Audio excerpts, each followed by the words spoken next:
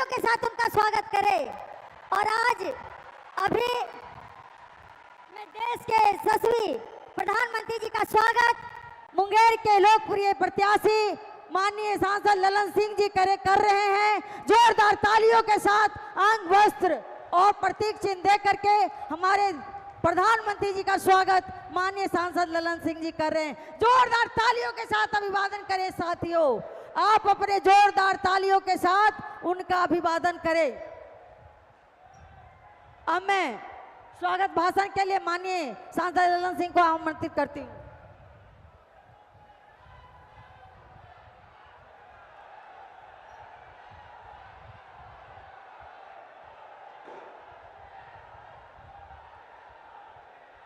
आदरणीय प्रधानमंत्री नरेंद्र मोदी जी, आदरणीय मुख्यमंत्री नीतीश कुमार जी, शक्तिपीठ मां चंडिका योग महानगरी और राजा कर्ण की नगरी में आपका हृदय से हार्दिक अभिनंदन और स्वागत करते हैं। और प्रधानमंत्री जी, आपको स्मृति चिन्ह अभी मैंने दिया है, उसमें मां का जो 52 शक्तिपीठ है उसमें एक शक्तिपीठ मुंगेर में भी है जहां मां का नेत्र गिरा है। आज मुंगेर की धरती से माता अपने नेत्रों के माध्यम से आपको आशीर्वचन दे रही हैं कि आपका जो 400 पार का लक्ष्य है उसको प्राप्त करिए और जिस देश से भ्रष्टाचारियों को समाप्त करके देश को विकसित राष्ट्र बनाने का काम कीजिए। इन्हीं शब्दों के साथ मैं मुंगेर की धरती पर आपका स्वागत करता हूं। बहुत बहुत धन्यवाद। साथियों, अब बिहार प्रदेश के भारतीय जनता पार्टी के उप मुख्यमंत्री और प्रदेश के अध्यक्ष हमारे यशस्वी प्रदेश अध्यक्ष को प्रतीक चिन्ह एवं अंग वस्त्र देकर के सम्मानित करेंगे माननीय बिहार के उप मुख्यमंत्री सम्राट चौधरी जी। आप सभी लोग जोरदार तालियों के साथ उनका स्वागत करें। साथियों, मुंगेर की पावन वसुंधरा से ऐसी गूंज उठनी चाहिए कि पूरे बिहार में इसकी गूंज जानी चाहिए। साथियों, अब मैं आमंत्रित करती हूं बिहार के उप मुख्यमंत्री आदरणीय सम्राट चौधरी जी को, बुआएं अपनी बातों को रखें। बोलिए भारत माता की जय। जय श्री राम, जय जय श्री राम। आज मैं देश के यशस्वी प्रधानमंत्री जी, दुनिया के सबसे ताकतवर नेता और दुनिया के सबसे लोकप्रिय नेता का मुंगेर के इस पावन धरती पर आप सभी लोग ताली बजाकर उनका स्वागत करने का काम करें। साथियों, इस मंच पर उपस्थित बिहार के लोकप्रिय मुख्यमंत्री आदरणीय नीतीश कुमार जी, उप मुख्यमंत्री आदरणीय विजय सिन्हा जी, मुंगेर के लोकप्रिय उम्मीदवार ललन सिंह जी, बेगूसराय के लोकप्रिय उम्मीदवार और भारत सरकार के मंत्री गिरिराज सिंह जी और खगड़िया के लोकप्रिय उम्मीदवार राजेश वर्मा जी, सम्मानित मंच और मंच के सामने उपस्थित तमाम साथियों, नौजवान साथियों, माता एवं बहनों, आज सिर्फ मैं एक ही आग्रह करना चाहता हूं। देश के यशस्वी प्रधानमंत्री जी को अभी उत्तर प्रदेश के भी कार्यक्रम में जाना है। मैं सिर्फ एक आग्रह करूंगा कि लोगों को कंफ्यूजन करने का प्रयास किया जा रहा है। लोग ये कहते हैं कि संविधान खतरे में है। मैं आपके मंच से माध्यम से कहना चाहता हूं, बिहार के लोग जानते हैं मोदी जी 10 साल से मोदी की गारंटी देश में चल रही है और देश में संविधान को आगे बढ़ाने वाले, और मोदी जी तो बड़ा स्पष्ट तौर पर कहते हैं कि अब मोदी नहीं, बाबा साहब भीमराव अंबेडकर भी आ जाए तो कोई संविधान नहीं बदल सकता है। लेकिन दूसरे तरफ जो लोग आरक्षण के नाम पर लोगों को गुमराह करते हैं, बैकवर्ड फॉरवर्ड करने का प्रयास करते हैं, उनको मैं बड़ा स्पष्ट तौर पर कहना चाहता हूं, वो सिर्फ अपने लिए जीते हैं। साथियों, वो सिर्फ अपनी पत्नी को मुख्यमंत्री बनाना जानते हैं, अपने बेटा को उप मुख्यमंत्री बनाना चाहते हैं, अपने दूसरे बेटा को जो अपनी पत्नी को अत्याचार करता है उसको मंत्री बनाना जानते हैं। और आजकल एक टूरिस्ट बेटी भी दूसरे देश से इस देश में आकर चुनाव लड़ने का काम कर रही है। लेकिन साथियों, हम लोगों को तय करना है बिहार में लोकतंत्र और संविधान को बचाने वाला कोई है तो देश के यशस्वी प्रधानमंत्री नरेंद्र मोदी हैं। हमको एक एक वोट, यहाँ पर ललन जी बैठे हैं, आदरणीय गिरिराज जी बैठे हैं, दोनों का चुनाव 13 तारीख को है। एक एक वोट मुंगेर में तीर छाप को दीजिएगा। जैसे ही ललन जी चुनाव जीतेंगे, देश में यशस्वी प्रधानमंत्री नरेंद्र मोदी जी हो जाएंगे। इसलिए सभी लोगों से आग्रह करते हुए, निवेदन करते हुए कि एक एक वोट एनडीए के प्रत्याशी को देने का काम कीजिए, जिससे मोदी जी के हाथों को मजबूत किया जा सके। बहुत बहुत धन्यवाद। साथियों, अब मैं खगड़िया के प्रत्याशी राजेश वर्मा जी को आग्रह करती हूं कि वो हमारे देश के यशस्वी प्रधानमंत्री नरेंद्र भाई मोदी जी को स्वागत करें। अब मैं महिला नारी सशक्तिकरण की मिसाल प्रधानमंत्री जी मोदी जी महिलाओं के सम्मान में, सुविधा और सुरक्षा के लिए दृढ़ संकल्पित है। उन्होंने नारी शक्ति बंधन के तहत हम महिलाओं को जो सम्मान दिया है, इसके लिए मैं सभी लोग उन्हें कर्तव्यधनी से सारे महिलाओं से आग्रह करती हूं कि वो उन्हें स्वागत और सम्मान करें। और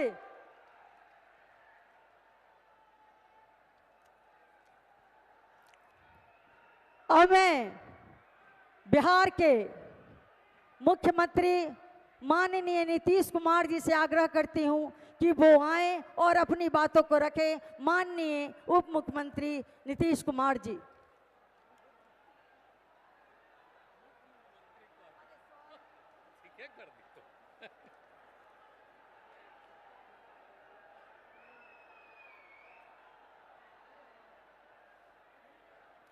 आदरणीय प्रधानमंत्री श्री नरेंद्र मोदी जी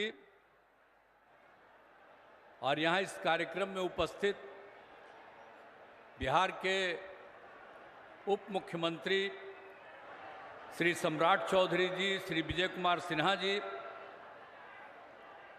मुंगेर से एनडीए जनता दल यू के उम्मीदवार श्री राजीव रंजन सिंह उर्फ ललन सिंह जी, बेगूसराय से एनडीए भाजपा के उम्मीदवार श्री गिरिराज सिंह जी, खगड़िया से एनडीए लोजपा रामविलास के उम्मीदवार श्री राजेश वर्मा जी, यहाँ उपस्थित जनता दल यूनाइटेड के राष्ट्रीय महासचिव और राज्यसभा के माननीय सांसद श्री संजय कुमार झा जी, यहाँ उपस्थित सभी माननीय विधायकगण, विधान पार्षदगण और एनडीए के सभी दलों के सम्मानित नेतागण, प्रिंट एवं इलेक्ट्रॉनिक मीडिया के पत्रकार मित्रों, छायाकार बंधुओं और इस पूरे कार्यक्रम में उपस्थित बहनों एवं भाइयों, आज जो आदरणीय नरेंद्र मोदी जी की बात को सुनने के लिए इतनी बड़ी संख्या में आप सब उपस्थित हैं, बहन भाई सब उपस्थित हैं, मैं सबसे पहले आप लोगों का स्वागत करता हूं कि आप काफ़ी संख्या में यहाँ उपस्थित हैं, ये मुझे खुशी है। और आप जानते हैं उनके नेतृत्व में तो काफ़ी काम हो रहा है, पूरे देश का विकास हो रहा है और अब फिर चुनाव है, तो इस चुनाव में फिर जीतना है, तो ये सारी बातों को लेकर के आप जानते ही हैं कि देश का काफ़ी उन्होंने विकास किया है, बिहार को भी मदद किया है। इसके लिए मैं आदरणीय प्रधानमंत्री श्री नरेंद्र मोदी जी का हृदय से धन्यवाद देता हूं। और आप जानते हैं कि यहाँ पर बिहार में भी हम लोग सब काम तेजी से कर रहे हैं और आपको याद रहना चाहिए, हम लोग तो एक साथ 2005 से बिहार की सेवा करने के लिए आए। इसको याद रखिएगा, 2005 के नवंबर में हम लोग आए, काम करने लगे, लेकिन याद कीजिएगा कि उसके पहले जिसको 15 साल तक का मौका था और उसके पहले कांग्रेस को मौका था, इन लोगों ने क्या किया था आप जानते थे? शाम में घर से बाहर नहीं निकल पाते थे। याद रखिए 2005 के तक जो हालत है, इसको याद रखना चाहिए। और कितना विवाद होता था। आजकल तो सब समझता है कि मुस्लिम हमारा, हम वोट लेंगे, तो कितना ज्यादा हिंदू मुस्लिम का झगड़ा कराते रहते थे। तो इन सब चीजों को याद रखिए। अब पढ़ाई का क्या हाल था, बहुत कम बच्चे पढ़ते थे। और बिल्कुल स्वास्थ्य के क्षेत्र में क्या काम होता था, प्राथमिक स्वास्थ्य केंद्र में बहुत मुश्किल से 1 महीने में 29 लोग इलाज के लिए जाते थे। तो अब क्या हाल था, कहीं सड़क नहीं था, तो कोई तरह की चीज नहीं थी, कहीं बिजली नहीं थी। लेकिन उसके बाद जब हम लोगों को काम करने का मौका मिला, तो हम लोगों ने एक एक चीज का काम किया, कितना विकास किया। और आप जानते हैं, अब पूरे राज्य में प्रेम भाईचारे का और शांति का माहौल है। और ये जो मुस्लिम लोग का वोट लेने का चक्कर में रहता है, आप बिना मतलब का ही लोग, जो मुस्लिम लोग समझते हैं, पता नहीं क्या किसके दिमाग में क्या बात आती है। तो याद रख लीजिए कि जब पहले आप लोगों के साथ झंझट होता था, तो हम लोग जब थे 2005 में, तो 2006 में हम लोगों ने कब्रिस्तान की घेराबंदी कराई। हिंदू मुस्लिम के इलाके में रहता था, वहां करने में बड़ी दिक्कत होती थी, वहीं झंझट बहुत होता था। तो हम लोगों ने किस तरह से किया, जो उस समय 8000 से थोड़ा ज्यादा तय हुआ वो तो कर ही दिया, और अब 1000 के करीब और तय हुआ, उसको भी हम लोगों ने करना शुरू किया। तो काम तो सब हम लोग किए हैं।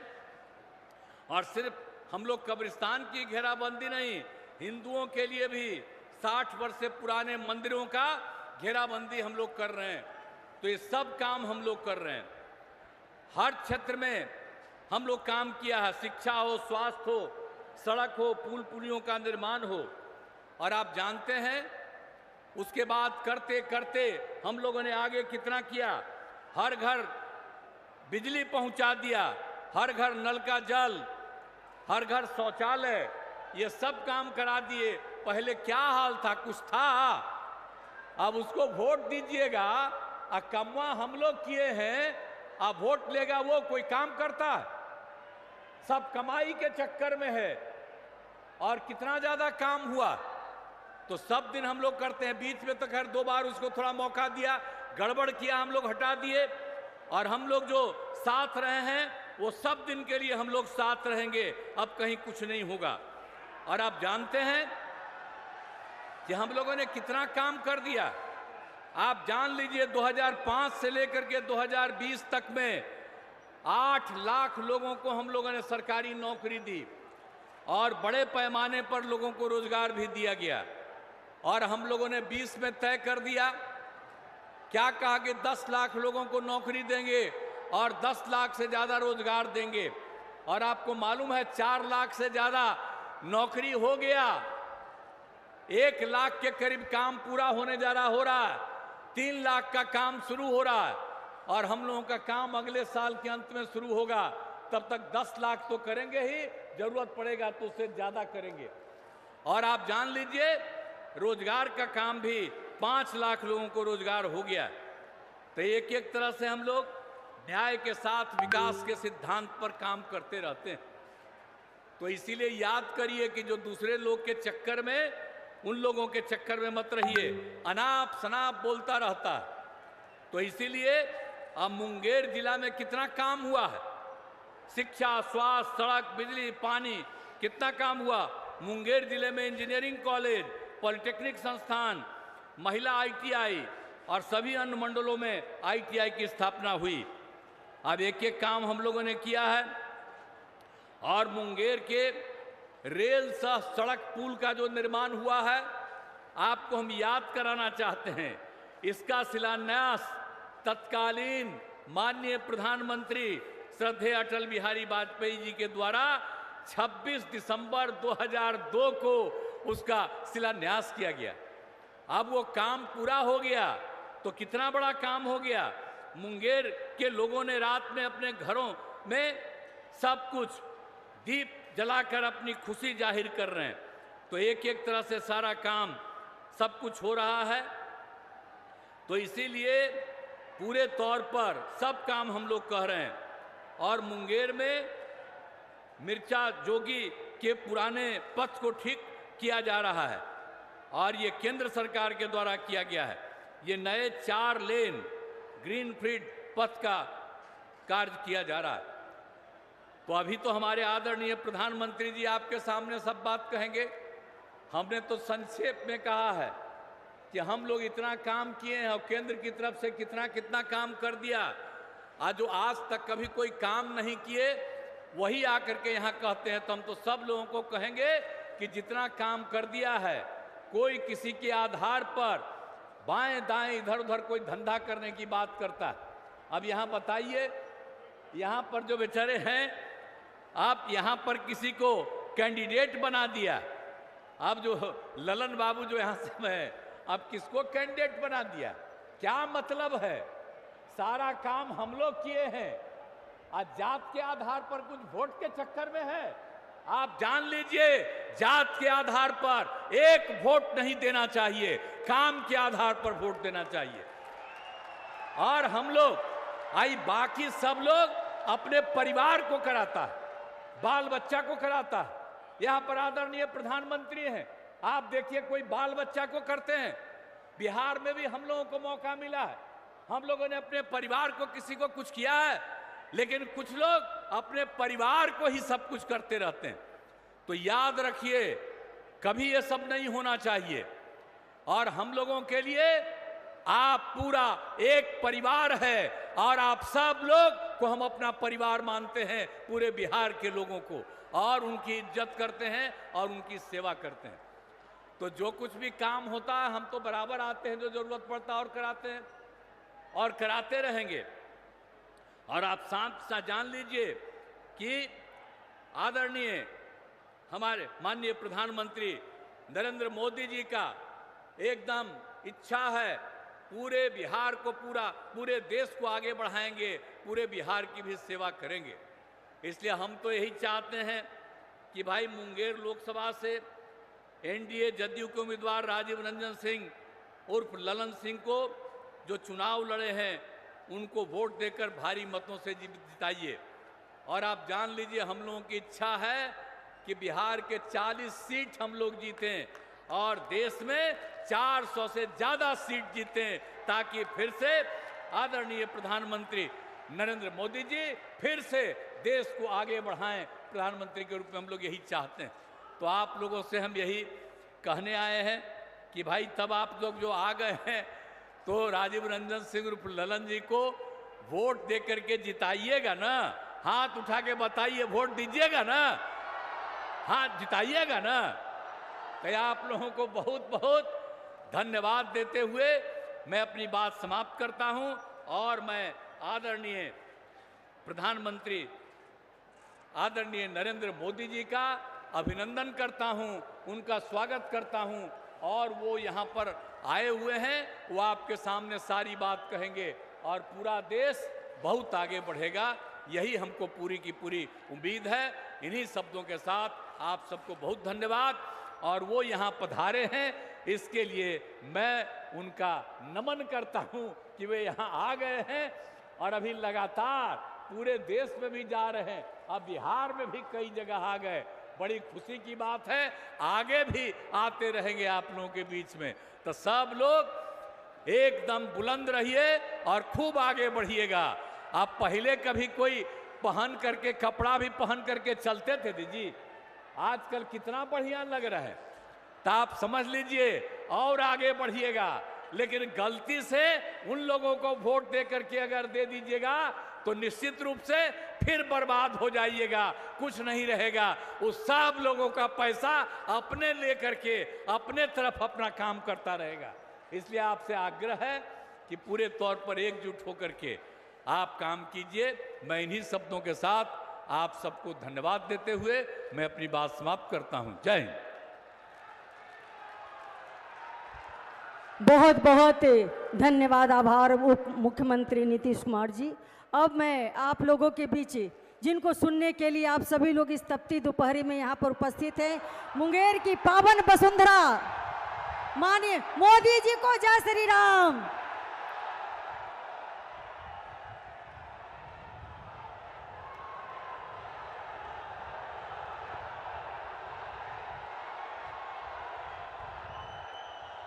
भारत माता की, भारत माता की, भारत माता की। चंडिका माई के ई पवित्र धरती के गोड़ लाग छिए। अंगराज कर्ण के ई भूमि के प्रणाम करी छिए। मुंगेर की ये धरती स्वाभिमान की धरती है।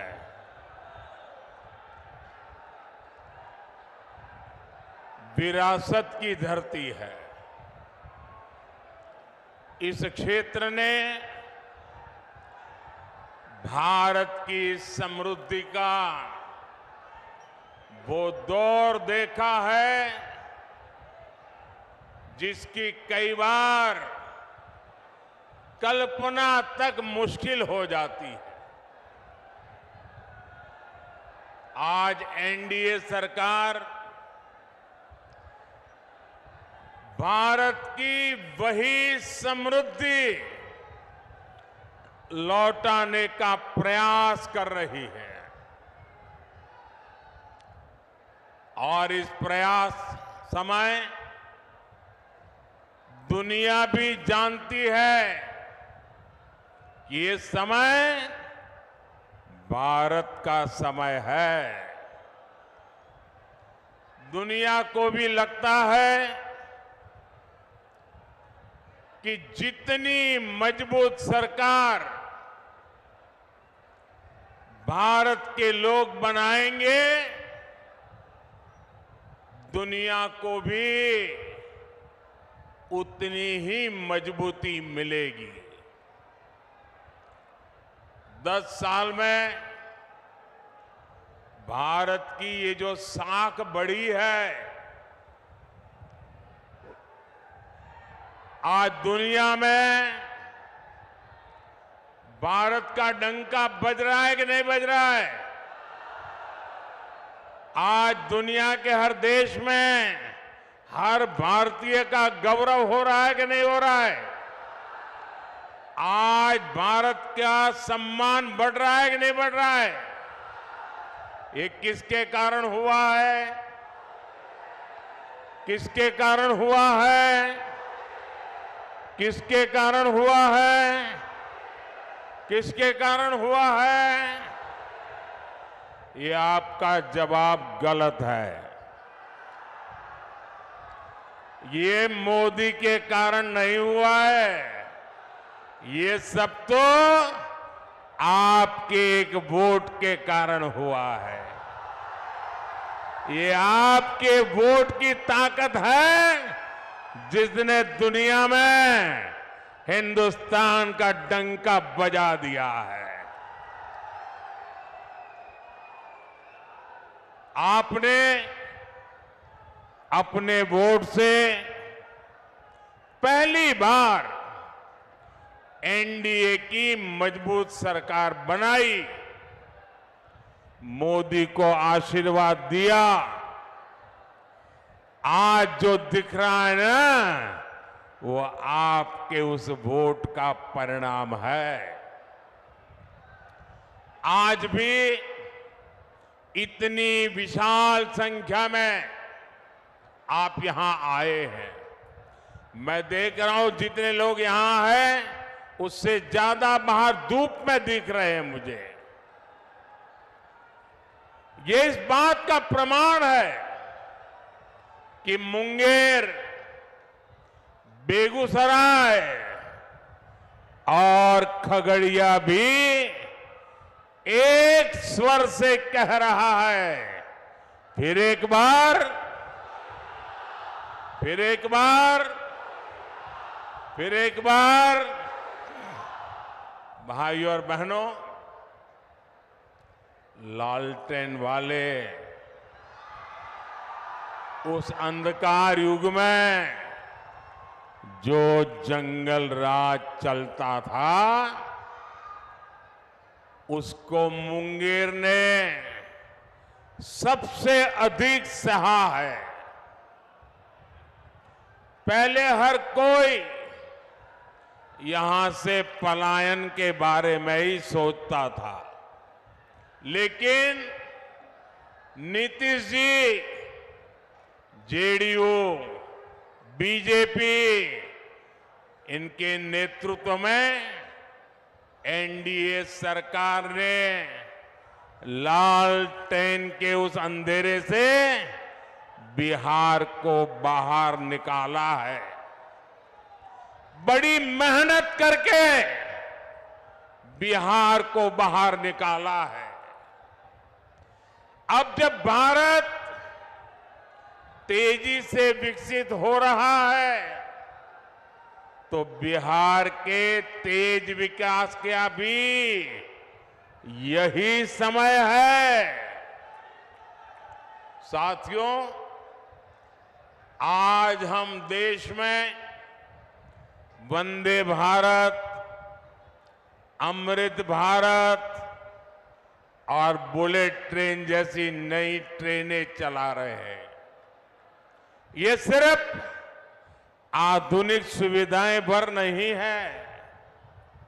आज हम पटरी से लेकर ट्रेन के इंजन और डिब्बे तक भारत में ही बना रहे हैं। इतना ही नहीं, हम दुनिया के और देशों में, विदेशों में भी बेच रहे हैं। इससे आने वाले समय में बिहार के रेल कारखानों को भी बहुत लाभ होने वाला है। हम भारत को दलहन और तिलहन में भी आत्मनिर्भर बनाने का संकल्प लेकर चले हैं। इसके लिए आने वाले 5 साल में मिशन मोड पर काम होगा। ऐसे में दलहन के कटोरे के रूप में इस क्षेत्र के किसानों की भूमिका और बड़ी होने जा रही है। साथियों, आज बिहार में इस चुनावी जंग में जो लड़ाई चल रही है, एक तरफ एनडीए का मॉडल है, दूसरी तरफ इंडी गठबंधन का मॉडल है। इंडी गठबंधन का मॉडल है तुष्टीकरण, अपीजमेंट, जबकि हमारा मॉडल है संतुष्टीकरण। हर एक को संतुष्ट करना, कोई छूट न जाए। जिसके हक का है उसको उसका हक मिलना चाहिए। हमने माताओं बहनों को टॉयलेट, गैस, बिजली, पानी का सुविधा दी। हमने मुफ्त राशन और मुफ्त इलाज की गारंटी दी और कभी किसी को ये नहीं पूछा कि तुम्हारा धर्म क्या है, तुम मंदिर जाते हो कि मस्जिद जाते हो, तुम्हारी जात क्या है। हमने तो कहा जो इसका हकदार है उनको सबको मिलेगा और यही सच्चा सेक्युलरिज्म है, यही सच्चा सामाजिक न्याय है। हमने गरीबों के पक्के घर बनाए, वो भी माताओं बहनों के नाम किए, लेकिन इंडी गठबंधन अपनी पूरी ताकत सिर्फ और सिर्फ तुष्टीकरण पर लगा रहा है। कांग्रेस के शहजादे का कहना है कि वो देश भर में, ये जरा ध्यान से सुनिए, ये कांग्रेस के शहजादे ने क्या कहा है और आपके लिए कितनी बड़ी मुसीबत वो लाने वाले हैं, ये जरा समझने की जरूरत है।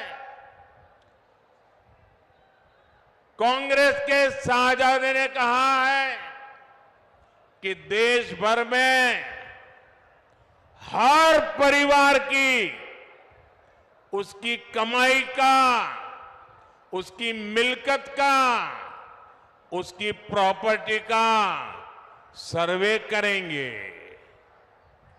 परिवार के पास क्या होता है, कुछ छोटी मोटी बचत होती है, छोटी मोटी गुमटी, दुकान, मकान होता है। हमारी बहनों के पास कुछ जेवर गहने होते हैं और स्त्री धन तो हमारे यहां बहुत पवित्र माना जाता है, मंगलसूत्र होता है। भ्रष्टाचार करके लोगों को तबाह करने वाली कांग्रेस की बुरी नजर अब आपकी संपत्ति पर पड़ गई है। साथियों, कांग्रेस कहती है कि वो किसानों के घर और जमीन के सर्वे कराएगी और आप पर विरासत टैक्स लगाएगी और कहते हैं वो एक्सरे निकालेंगे हर एक का, हर परिवार का एक्सरे निकालेंगे। यानी आप अपनी पूरी संपत्ति, आज तो आपके पास जो भी है, मरते समय आप अपने बच्चों को दे देते हैं। कोई लिख करके जाता है या मरने के बाद उनके बच्चों को मिल जाता है। लेकिन अब कांग्रेस ऐसा घोषणा पत्र लेके आई है, कांग्रेस ने ऐसी घोषणा की है कि अब आप अपना खेत खलियान, घर, दुकान जो आपकी मेहनत से बना है, जिसके मालिक आप हैं, अब आप अपने बच्चों को नहीं दे पाएंगे। कांग्रेस का कहना है, शाहजादे के गुरु कह रहे हैं कि अब उसमें से आधे से अधिक कांग्रेस सत्ता में आई तो वो उसको हड़प लेंगे। यानी आपके पास गांव में 4 कमरों का घर है तो आपके बाद आपकी संतान को 4 कमरे वाला घर नहीं मिलेगा, उसमें से 2 कमरे वो हड़प कर लेंगे। मान लीजिए किसी किसान के पास 10 बीघा जमीन है, कांग्रेस की सरकार बनी तो 10 बीघा जमीन आप वारसे में, विरासत में अपने बच्चों को नहीं दे पाएंगे। 5 बीघा जमीन आपको बच्चों को देनी है, 5 बीघा सरकार में जमा करनी है। ऐसा भयानक विचार लेकर के ये इंडी गठबंधन के लोग आए हैं। और इधर आरजेडी वाले, इतनी चर्चा चल रही है, मुंह पे ताला लगा करके बैठ गए हैं, क्योंकि वो भी मौन रख करके ये संपत्ति का भागीदारी का मजा लेना चाहते हैं। विरासत टैक्स के रूप में कांग्रेस अपनी जो खासम खासस वोट बैंक होगी, आरजेडी की अपनी जो खासम खास वोट बैंक होगी, ये जो आपका लूट लेंगे वो उनको बांट देंगे। और इसलिए आज पूरा देश चिंतित है, हर नौजवान चिंतित है, हर बुजुर्ग मां बाप चिंतित है। और इसलिए एक स्वर से देश कह रहा है, कांग्रेस की लूट,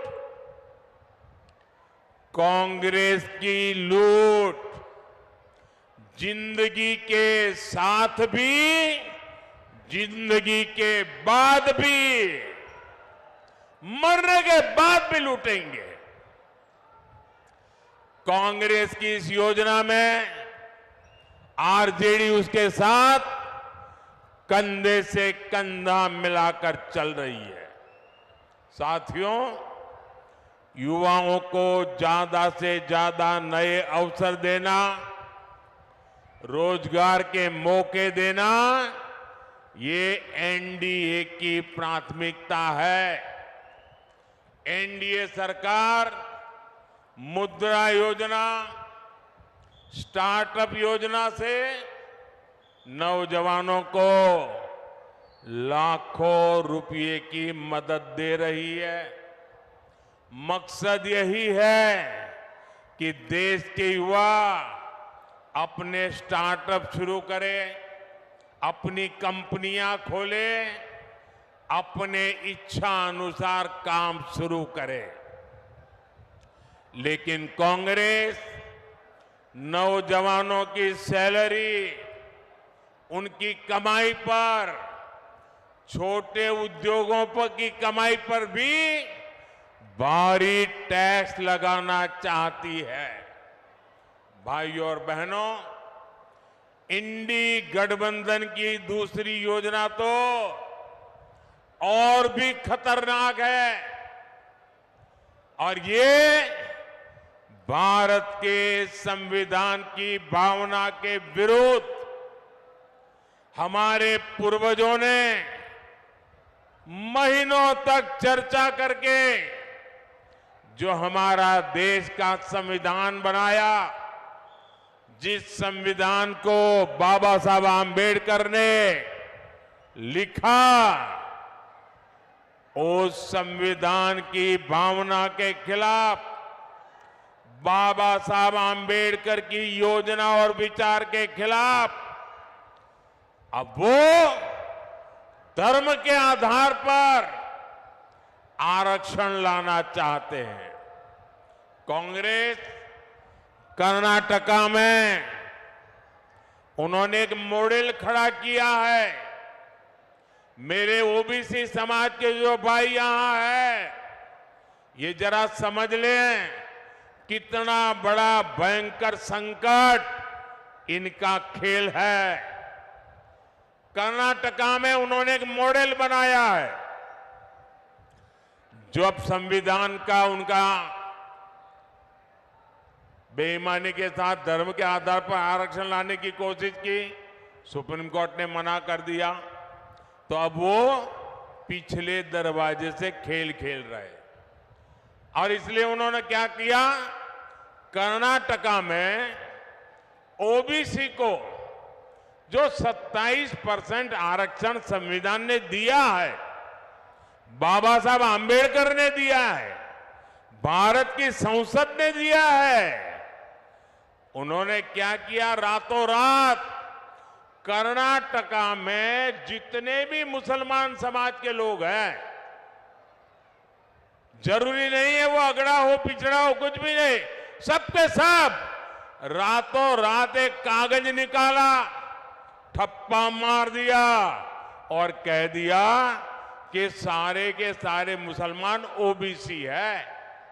और उसका परिणाम यह आया कि ओबीसी समाज का जो 27% का आरक्षण था, उसका बहुत बड़ा हिस्सा उन्होंने धर्म के नाम पर दे दिया। ओबीसी समाज का आरक्षण उन्होंने काट दिया। अब यही काम वो पूरे देश में करना चाहती है। बिहार में भी ये इनकी कर्नाटका जी फॉर्मूला है। वो इंडी गठबंधन वाले, यादव हो, मंडल हो, कुर्मी हो, कुशवाहा हो, निषाद हो, ऐसी जितनी भी पिछड़ी जातियां हैं, उनको जो आरक्षण मिला है, अब वो उसमें से डाका डालेंगे, लूट लेंगे और धर्म के नाम पर बांट देंगे, अपनी वोट बैंक को देना चाहते हैं। और इसमें भी कांग्रेस को आरजेडी का पूरा पूरा साथ मिल रहा है। ओबीसी का हक लूटने के खेल चल रहे हैं और आरजेडी वाले तालियां बजा रहे हैं। लेकिन ये लोग कान खोलकर सुन ले, जब तक मोदी है तब तक ये एससी, एसटी, ओबीसी का हक छीनकर धर्म के आधार पर नहीं बांट पाएंगे। और ये मोदी की गारंटी है।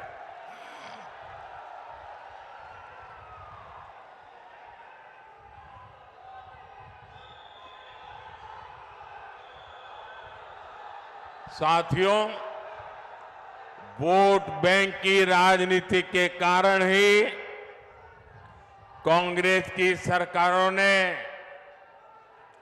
हमारी हजारों वर्षों की समृद्ध विरासत की सूध नहीं ली।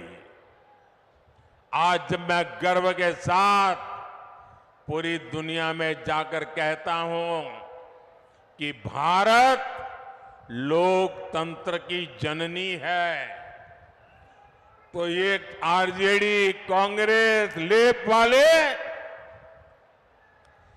मेरे देश की मजाक उड़ाते हैं। ये मजाक सिर्फ मोदी का नहीं है, बल्कि बिहार के महान लोकतांत्रिक इतिहास का मजाक है।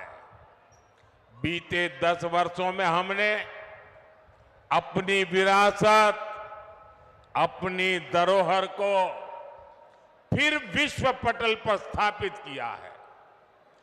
गुलामी की मानसिकता से घिरे गए लोग अब चाहकर भी इस नए भारत को बदल नहीं सकते। आप देखिए, दिल्ली में G20 सम्मेलन के दौरान हमने हमारे देश की, बिहार की महान विरासत, नालंदा विश्वविद्यालय के गौरवमय इतिहास को दुनिया के सामने रखा। आज दुनिया के जो जितने G20 के बड़े नेता हैं, उनके घर में नालंदा के उस विश्वविद्यालय के साथ फोटो है। एनडीए भारत को 21वीं सदी के वैश्विक ज्ञान का केंद्र बनाने के लिए समर्पित है। मुंगेर में विश्व का सबसे बड़ा योग का विद्यालय है। पद्मश्री पूज्य स्वामी निरंजनानंद सरस्वती जी के प्रयासों से पूरे विश्व से लोग यहां योग सीखने आते हैं, लेकिन गुलामी की मानसिकता से भरे दलों ने तो हमारे योग तक को विदेशियों के हवाले कर दिया था। आज पूरी दुनिया जून के महीने में अंतर्राष्ट्रीय योग दिवस मनाती है। उसे मुंगेर को, बिहार को गर्व होना बहुत स्वाभाविक है। साथियों, अब भाजपा ने योग और आयुर्वेद को वैश्विक बनाने के लिए बड़ी घोषणाएं की हैं। एनडीए सरकार योग और आयुर्वेद के लिए विश्व स्तर पर मान्यता देने की, प्रमाण पत्र देने की व्यवस्था स्थापित करेगी। एनडीए सरकार दुनिया के लिए योग और आयुर्वेद के प्रमाणित पाठ्यक्रम बनाने के लिए इससे जुड़े संस्थानों को मदद देगी। इससे योग और आयुर्वेद सेक्टर में हमारे नौजवानों के लिए पूरी दुनिया में अवसर बनेंगे। साथियों, मोदी का एक और मिशन भारत को हमारे छोटे किसानों के मोटे अनाज श्री अन्न को दुनिया में घर घर पहुंचाने का है। बिहार में हमारे किसान बड़ी मात्रा में श्री अन्न उगाते हैं। ये देश के करोड़ों छोटे किसानों की कमाई को कई गुना बढ़ाने वाला है। भाई और बहनों, यहां इस क्षेत्र में तो साक्षात माता सीता जी के निशान है। 500 साल बाद अयोध्या में प्रभु राम का भव्य मंदिर बना है।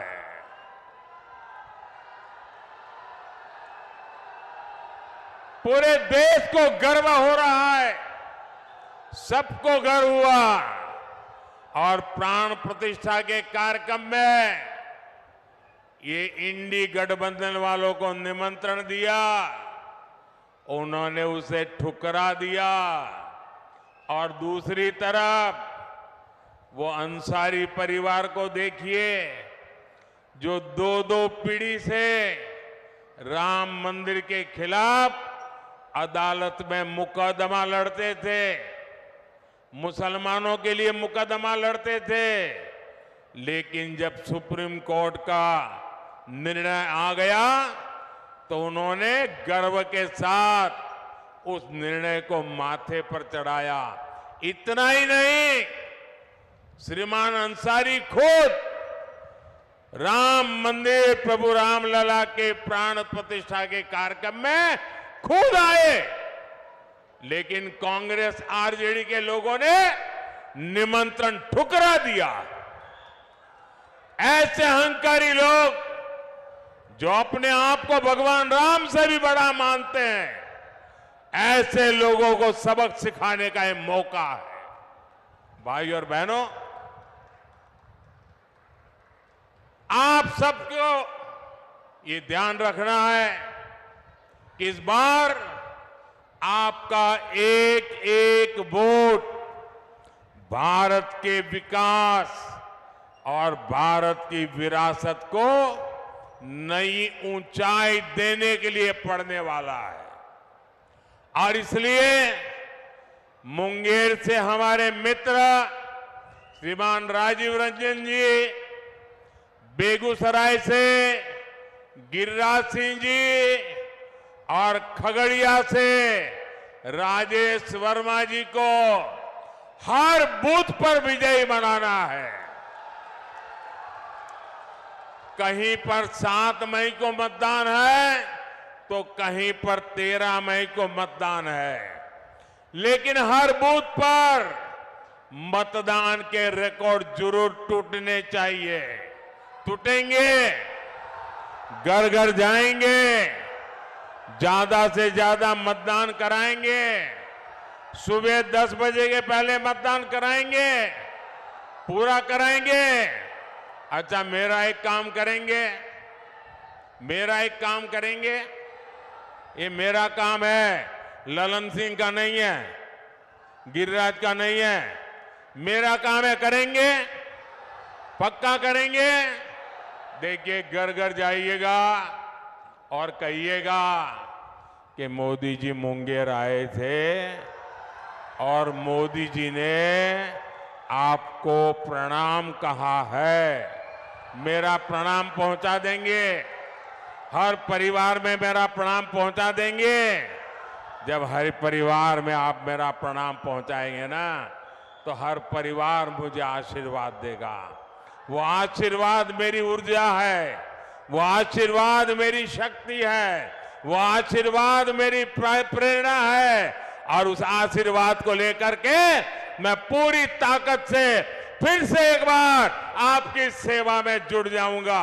मेरे साथ बोलिए, भारत माता की, भारत माता की, भारत माता की। बहुत बहुत धन्यवाद।